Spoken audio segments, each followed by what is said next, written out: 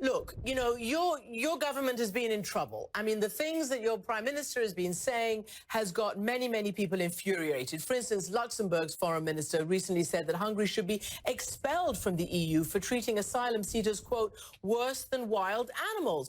And your prime minister has said that every single migrant poses a public security and a terror risk.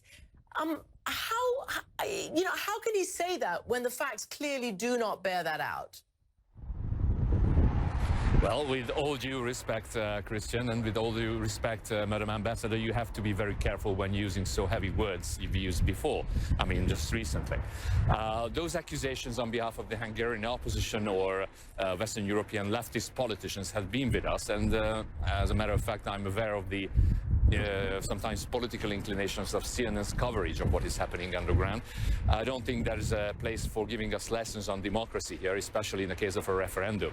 The referendum is the most democratic form of reaching out to the Hungarians. We've asked about their opinion on a particular issue, and they said a clear no to measures that's been but the thing is, it's invalidated by European institutions. Honestly, we're just trying to ask you questions. Yes, I'm just trying to ask you a question.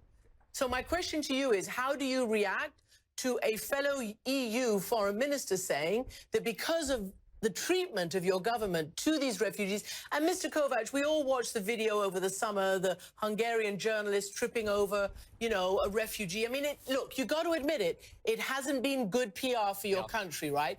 And let me just play your own prime minister. Yeah, go ahead. What? I believe you would like to hear my opinion. Yes, go ahead. I'm trying to get you to answer.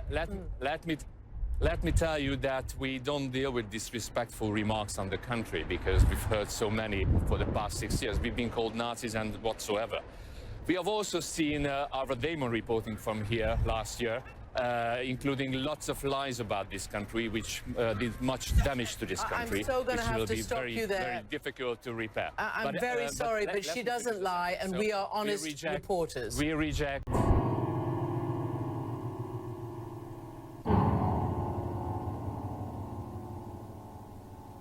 Hi folks, I've already analyzed the tripping case that the left leg of the camerawoman couldn't be so fast to land back on a small hill within 0.600 seconds. Here on the top left there is a link. You can watch the first video analysis. Let's look now at an even simpler proof of the camerawoman's right leg. The right leg of the camerawoman was 1.4 meters far from the track of the right knee of Osama Mosen, and we can make two conclusions. 1.